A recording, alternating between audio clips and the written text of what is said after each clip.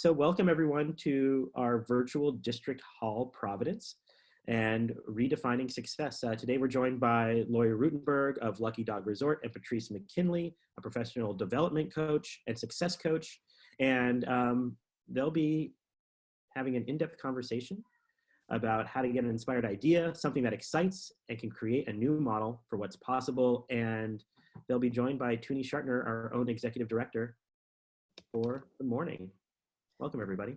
Welcome. And this is exciting for me because I happen to be friends with these two amazing ladies, as well as colleagues. And I think that Patrice's work is more timely now than ever.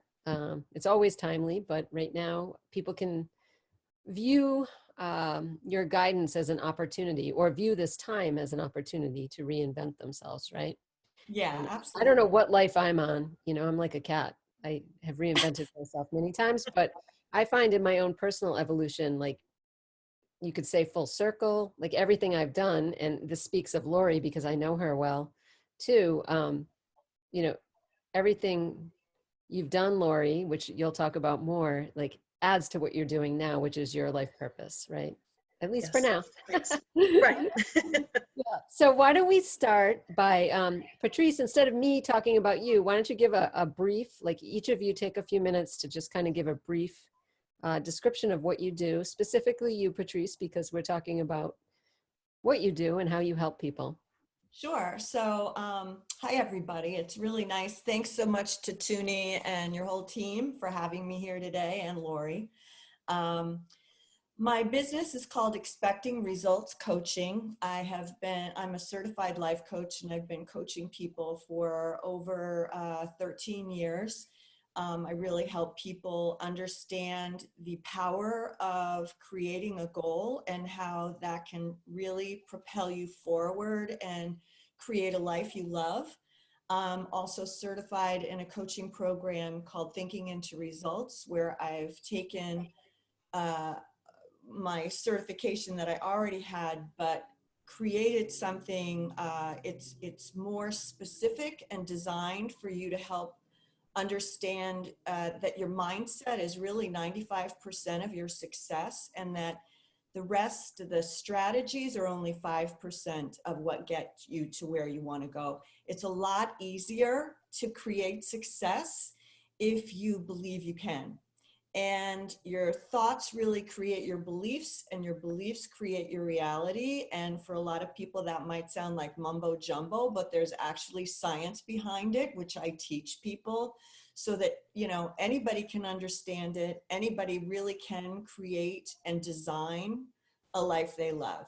And that's what I love doing with my clients. I love when the light bulb goes off. I love when the inspiration comes in and they are like, okay, I can really go back to those ideas that I had when I was a kid that excited me, but I thought I had to follow this path of, you know, getting in my car and driving to a job that I might not have really liked. I hated my boss, and I can really think about something that fulfills me. And when they create that and move towards that inspiration, it is just so fulfilling for me to see. And I love when people create that kind of success, not only on an emotional level, but also on a financial level, because the more you do what you love, the more you can create the financial independence and success that really can take you so far in every area of your life.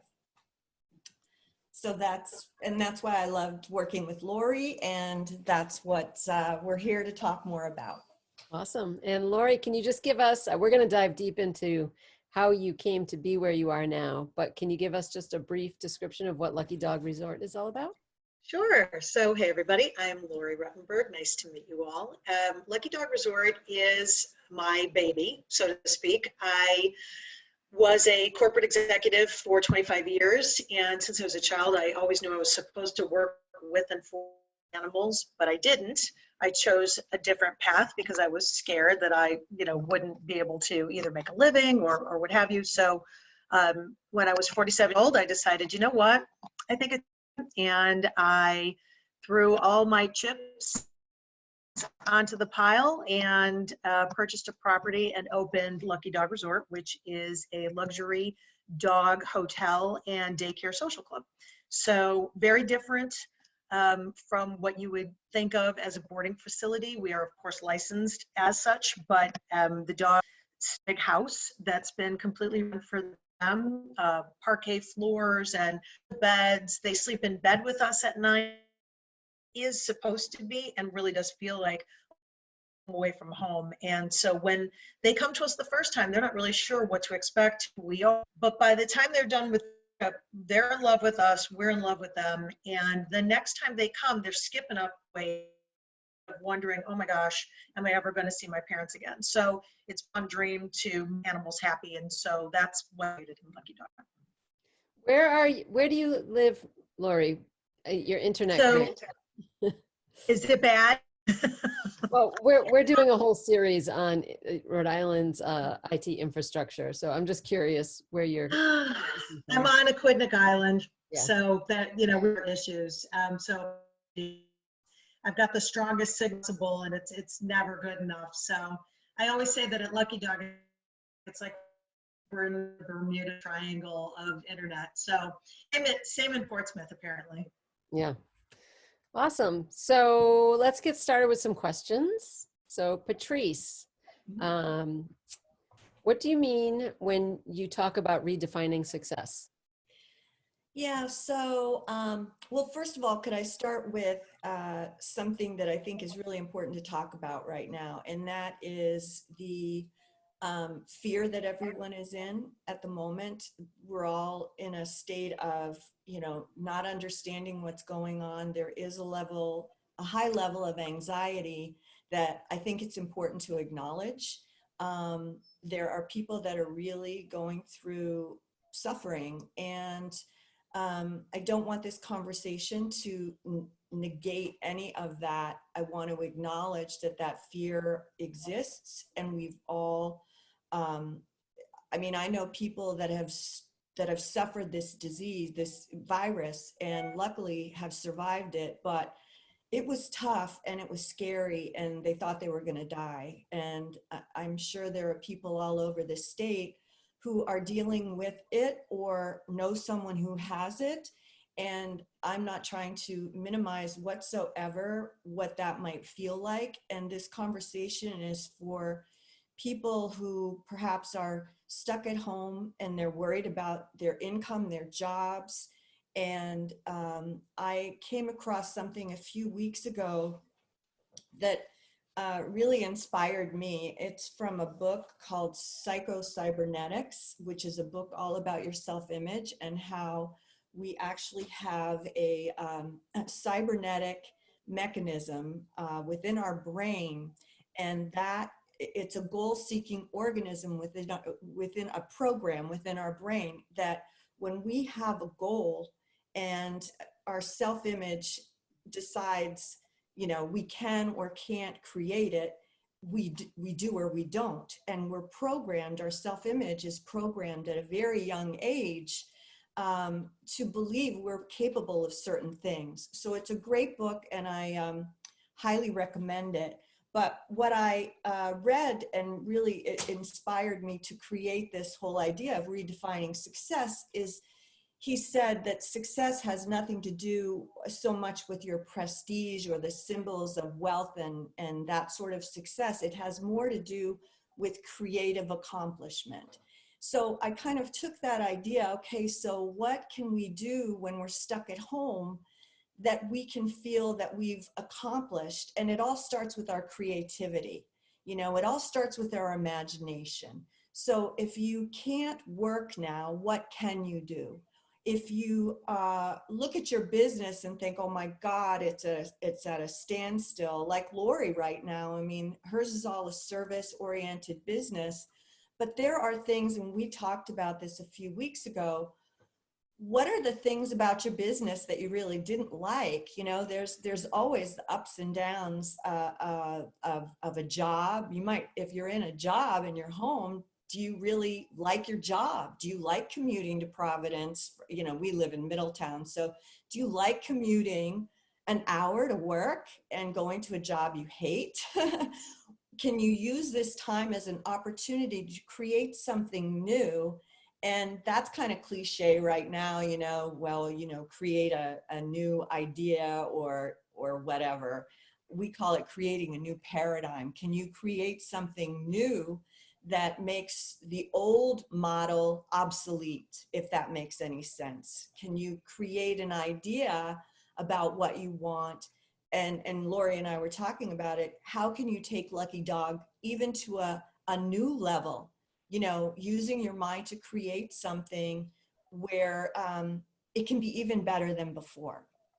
So redefining success now for a stay-at-home mom, it might be, I made pizza with my kids, which was what Avi was talking about his wife was going to do with his kids today.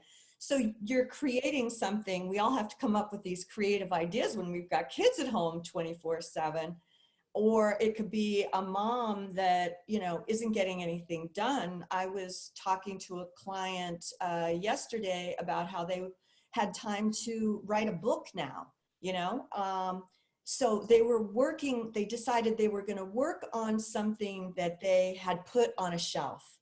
So how can you use this time as an opportunity to create something that you have a passion for?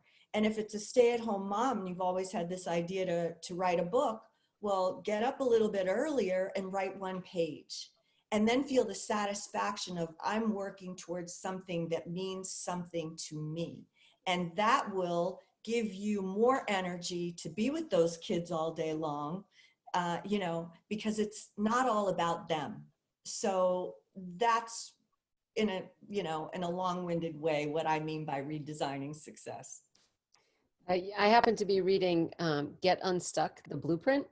Yeah. And right in the beginning, he talks about you can start with like very small things to build up. So to speak to what you were just saying, I just read that the other day, and I think that's a good point right now, because we are running all kinds of programming through District Hall Venture Cafe. One of the things we're running with the state is the Rhode Island Small Business Tech Support Program. Yeah. And, it's called the Tech Support Program, but we're helping a lot of businesses redefine their business model moving into this new paradigm, right? Yes, exactly. So many of them are taking advantage of it. A lot of them that I've met with, because I'm one of the advisors too, is they've always said, we've always wanted to add e-commerce component to our revenue, but it's up on the shelf, right? Because they're running a brick and mortar. So they're taking this opportunity to redefine their business, add another revenue stream, for instance, and finally, pivot from a static Wix platform to a Shopify platform, or, and taking advantage of that. So it's apropos, it's timely that we're having this conversation on so many levels. Right. Whether it's the individual or the business model. To speak to that, Laurie, I happen to know a lot of people who love your services when you were open. And before we were on total lockdown, one of my girlfriends brought her dog over. We were still practicing social distancing. Sky came for a play date with Homer. And she was, she's a very high level global growth strategist, exit strategist, Linda. And she was talking about how impressed she was with your operations and how quickly you pivoted and continued to deliver concierge service like you were leading in turbulent times, your own business at that time, and how she was just speaking to what a fantastic job you were doing leading your team and pivoting so quickly day to day, because this was like over a month ago now, where she was talking about the curbside pickup. Before, that was a term that we use all the time, right? So she was talking about how she would pull up, roll the window down, take off Sky's collar and leash. Your team member would put a new collar and leash on and take Sky out, and then pickup was the same. It was just in reverse. Among many other things, she was singing your praises on. So, so unfortunately, that only worked for so long, and then you had to close. Like, what are you doing right now? How are you feeling? And is there any redefinition in the works? Well, certainly there's lots of thought about redefinition.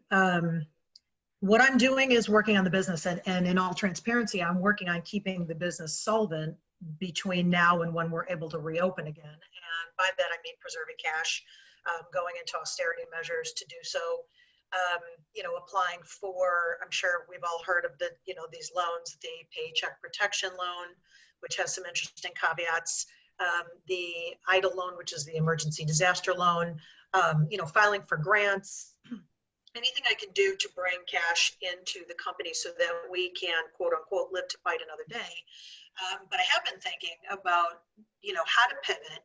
And it's funny how, an event like this or a time like this really, you have no choice but to think that way. I mean, sure, we can clean out our closets and, work on our yards, which is all great. And but it only goes so far. And if you want to preserve or create something in a time of flux like we're in now, thinking about what the landscape is going to look like in a month, 6 months, a year is super important. And for me, my business, because it's primarily overnight stays, is dependent upon travel. And if you've read anything about, the sectors and how they'll be coming back when they do, travel is going to be one of the hardest hit, and it's going to take the longest because there's such an emotional component to travel for people. And there's a fear that, inherent within travel is risk. And now the risk also involves possible life or death. So am I trying to think of new ways? For example, in my particular business, I was focusing on moving most of my business over to overnight stays rather than the daycare social club. Both of them are great services, but limited capacity and higher revenue stream would dictate that I would pick one over the other and really start to hone it. And I was honing on the overnight stays because it's really our forte, even though the dogs love daycare. And now, it occurs to me that I might have to really do a complete flip-flop the, short term in order to maintain or to restart the business when, the time is right and people are leaving their homes again. Because, dogs are super happy to be home with their humans, and we're super happy to be home with them. I mean, it's a blessing in that way, but they do need socialization.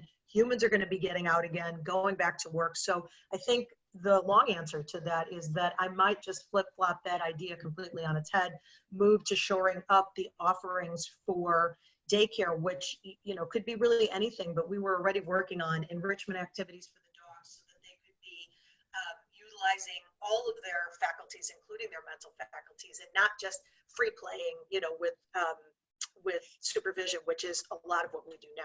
So yes, trying to think outside the box. That's where Patrice is incredibly helpful, because it's so easy to get stuck in a neural rut of thinking that this is the way this is, and this is the way this needs to be, and to step out of that and to start to vision, well, what else could it be? What else could I do for them and with them?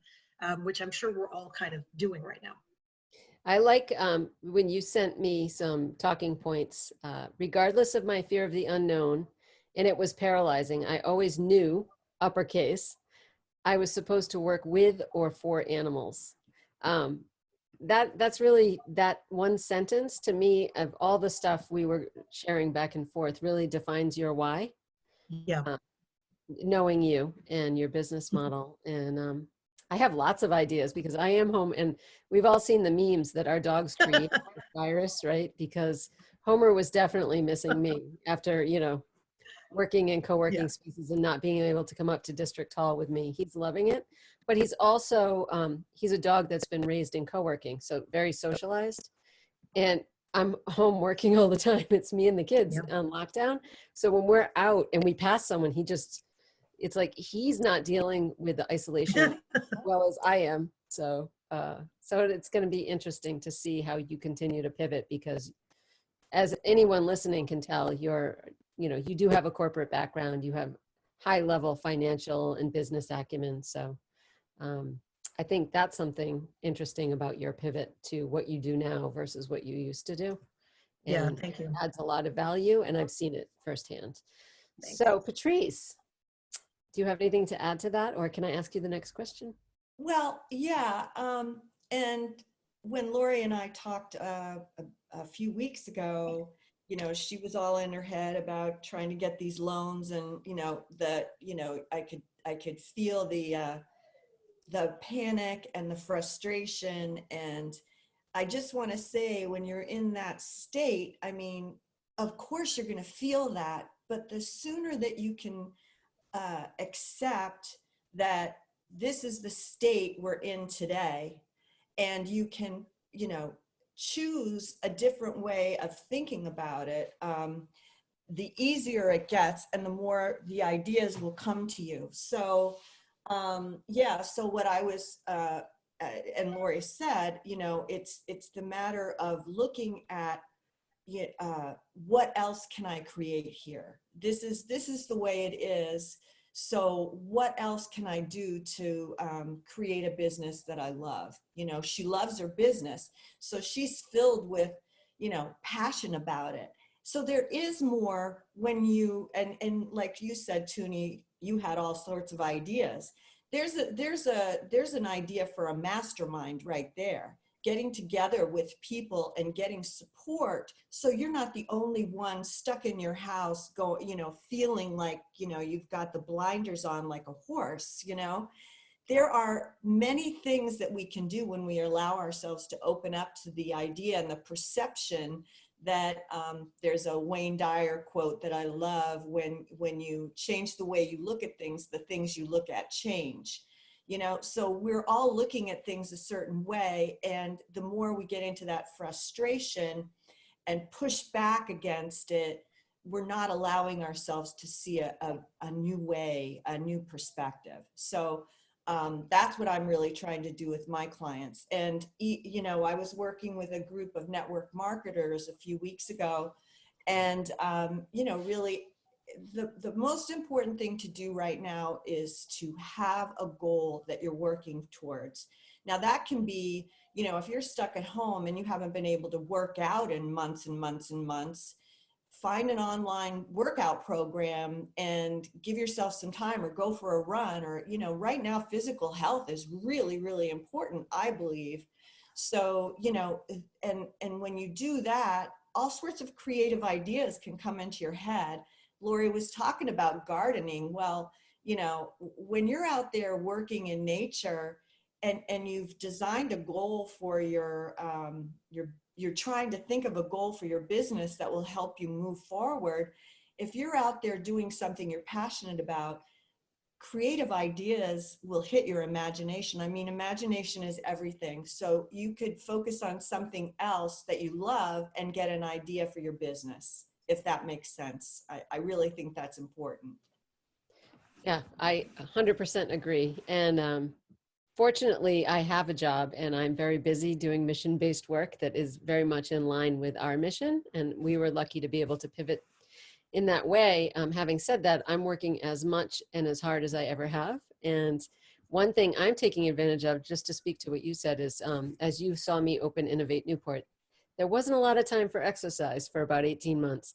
And I've been taking advantage of working from home, even though I'm on Zoom 8 to 10 hours a day, Zoom alone. I Yeah. try to take phone call meetings outside, which you both were on one of them, I believe. Yeah. And that's been really helping getting back in shape. And then I will speak to that too. I was a landscaper for a while, of course, because I'm a serial entrepreneur.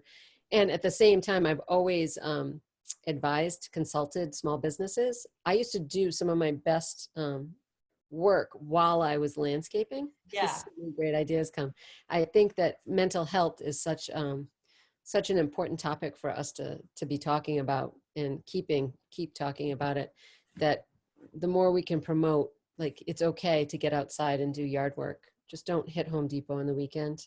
Sorry, I love our Italian mother governor. Try to go at a slow time if you need supplies, not on the weekend when everyone's Oh, going. yeah, Very exactly. important. But can you talk about, I always talk with all my clients too about the importance of self-awareness. We do the self-awareness audit. Self-image. Can you talk a little bit about that?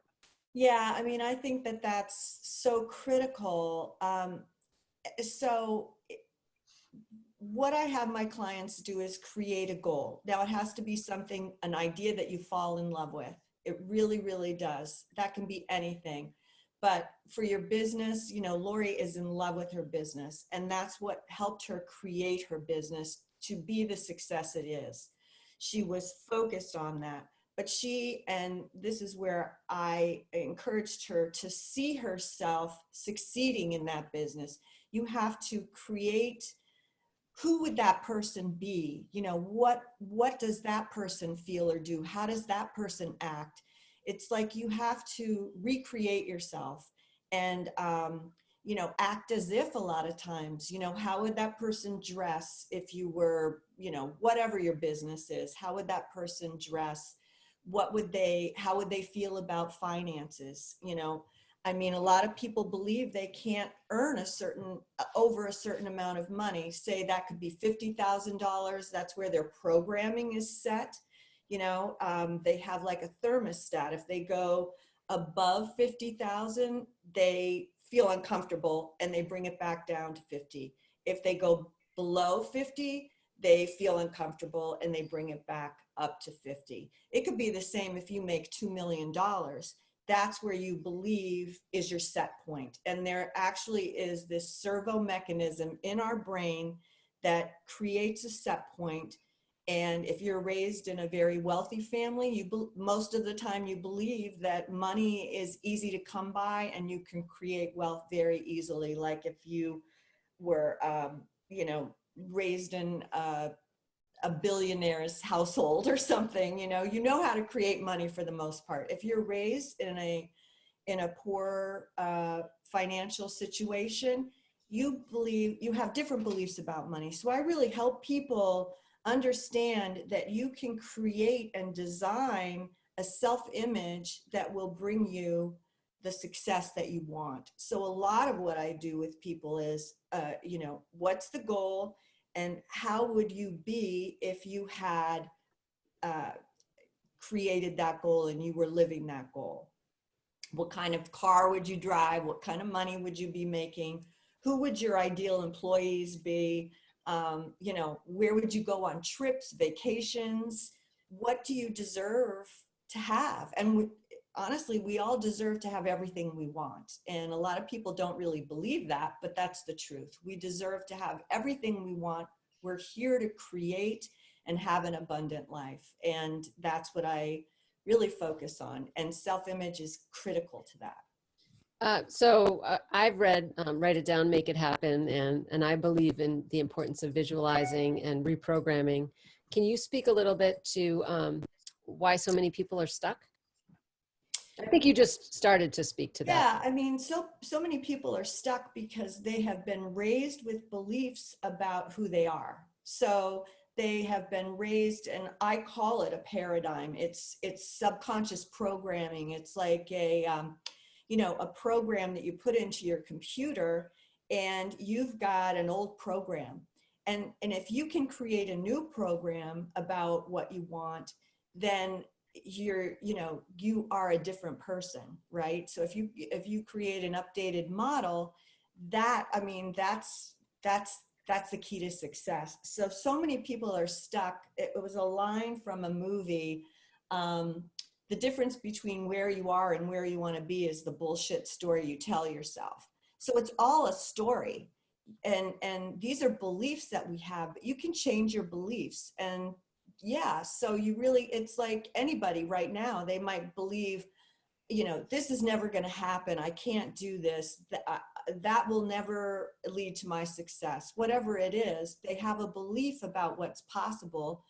And they need to understand that that's just a lie they're telling themselves, that they can really, and that's where having a mentor or a coach really helps them, because, you know, I question people. Is that really the truth? Is that, because I don't have that belief. You know, if you're raised in Asia, you speak a different language, you like a different food.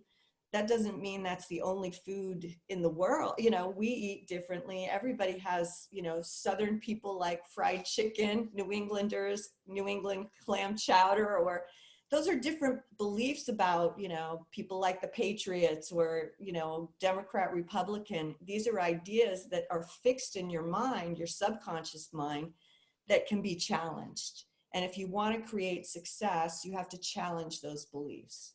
So speaking to challenges right now, Laurie, we're talking basically about scarcity versus abundant mindsets, right? Fixed versus agile mindsets.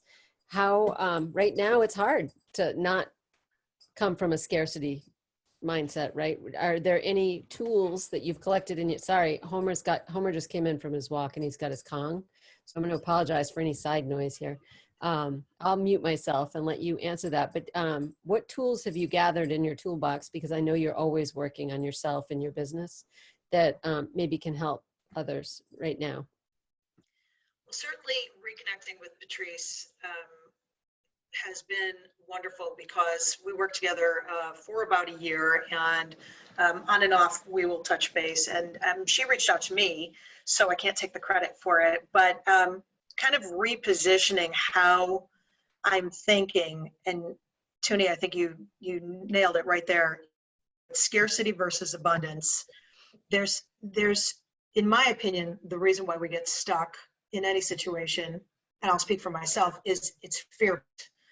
What if it's not right? What if I'm wrong? What if I risk this and everything goes badly? What if I lose face? You know, there's a million different, you know, ways and scenarios. And I think as a human, that's how I think that's my paradigm. And I think working against that is so incredibly important. And so the work that Patrice has done with me and continues to do with me is really important, because it is visioning what one of those possible paradigms could be. It doesn't have to be the one I'm in. You know, yes, we're in a horrible time right now where, you know, it's unprecedented in any of our lives to have to go through anything like this. So there is natural, normal fear, but there's also the type of paralyzing fear that says, well, you know, I can't do that because that won't exist in 6 months or a year. So I find her tools to be incredibly helpful, because I happen to love the science behind it, because it is science. So I hope we touch on that a little bit, but, you know, without getting too crazy, you know, it's kind of quantum physics based. You know, there's a sea of potentiality out there. There are so many different ways any situation, any moment, any life could go, and to just hone in on one and say, this is one, out of fear, is kind of crazy. And when you learn that it doesn't have to be that way and that you really can choose, then it opens you up. It opened me up. And I am being transparent again and saying that I'm definitely a fear-based person. I'm very type A. I got to get it done immediately. You know, the sky is falling. I don't want to be that way. But that is kind of, you know, raised by parents who were raised by Depression era parents themselves. It's kind of the mentality that I came from. So scarcity and lack and all those things. So for me, the natural course is to think that way, but in using her tools and tools like it. I happen to love Joe Dispenza. I don't know if any of you guys have heard of him. He's a New York Times bestseller.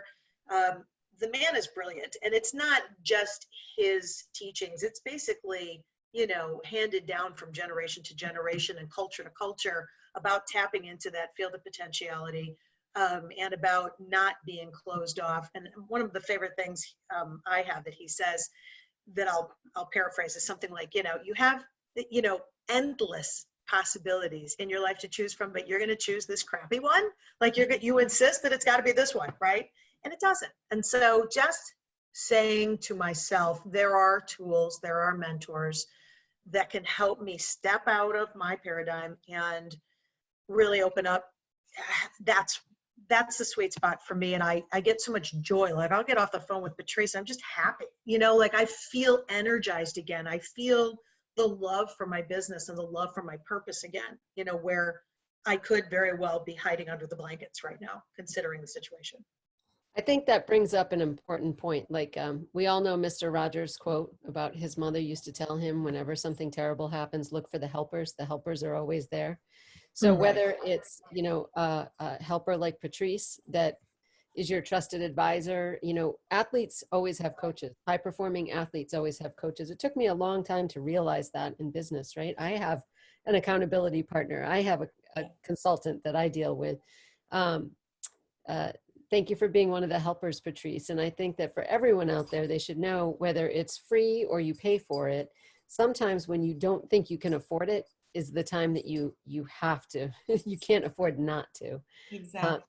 Can you speak a little to the science behind all that we're talking about, Patrice? I would love to. I love that. And what I love about Joe Dispenza is he talks about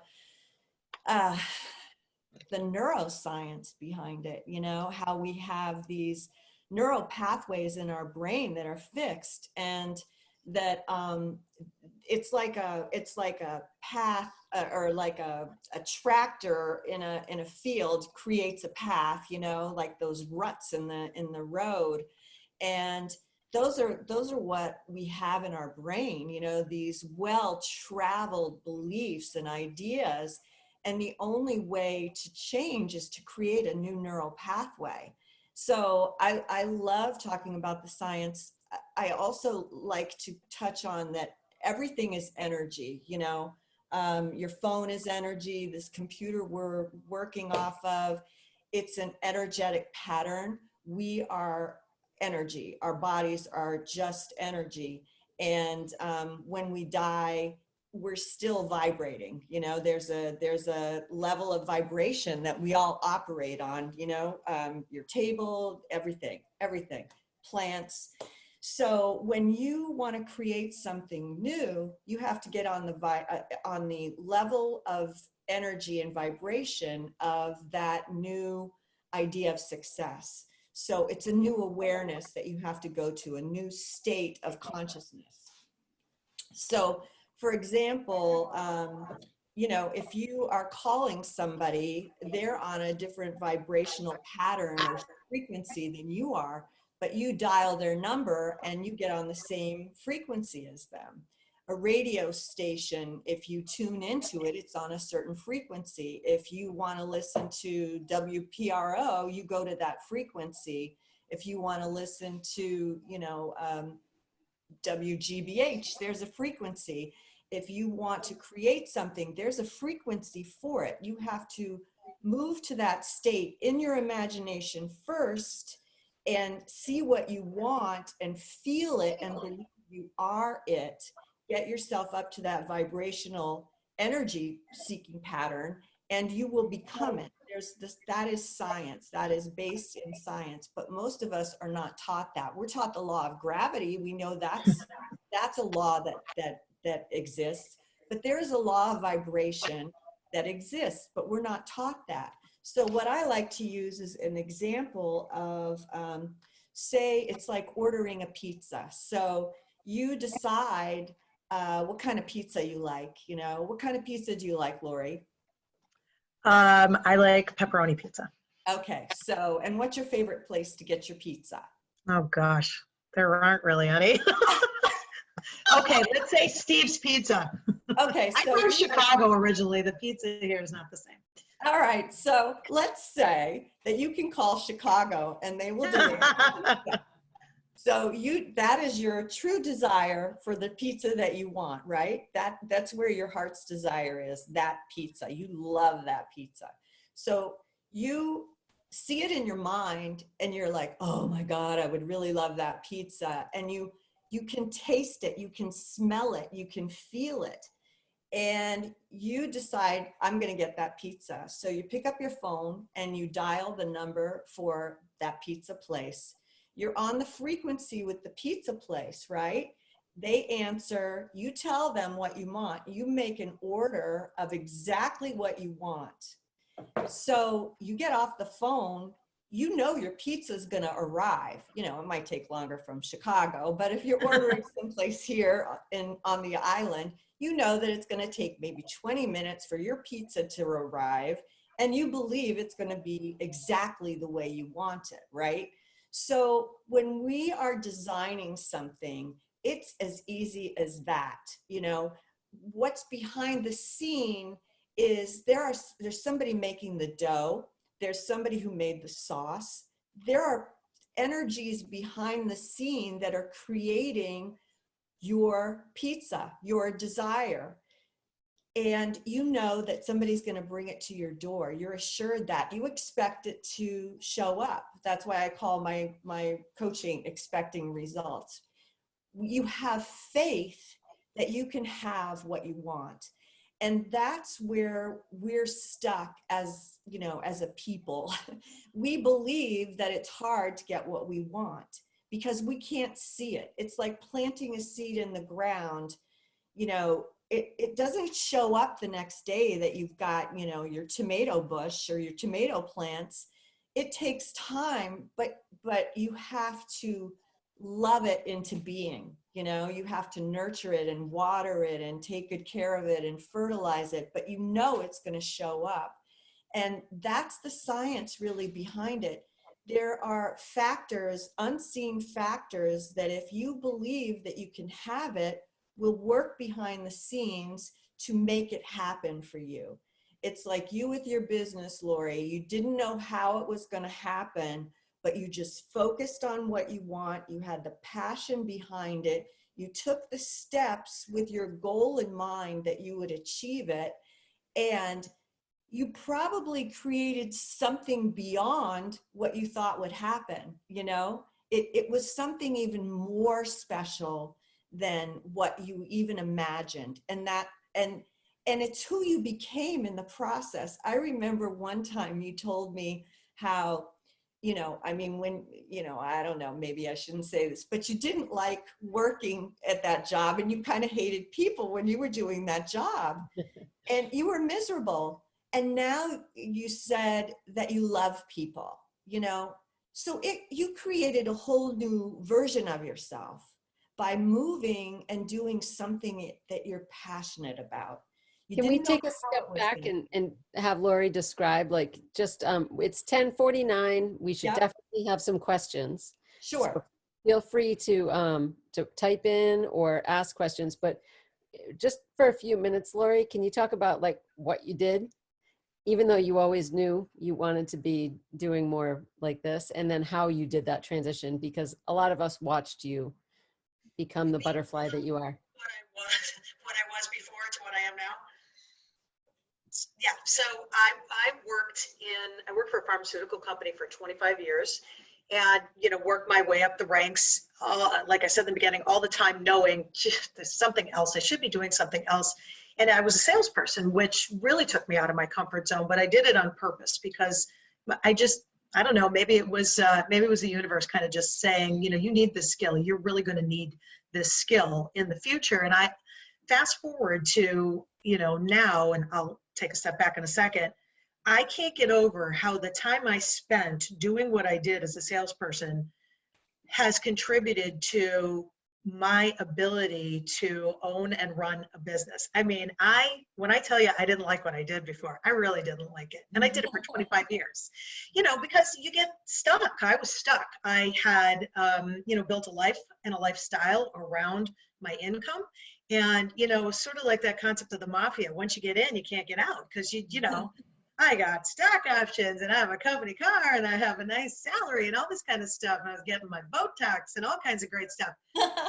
Well, I haven't had any of that in a long time, but what I do have now is authenticity. So that to me was the most important thing. And that was what was lacking sorely in the job I had before. It wasn't a bad job. It was a great job for somebody else, but I did learn skills. And the way I extricated myself was, you know, I waited until it became excruciating. And that I think happens to a lot of people. And you don't have to wait till it becomes excruciating. I was getting these little taps on the shoulder from the universe, like, now might be a good time to look into that. And I would look into it and I'd be like, nope. I'm gonna go back to my, you know, my comfortably uncomfortable life.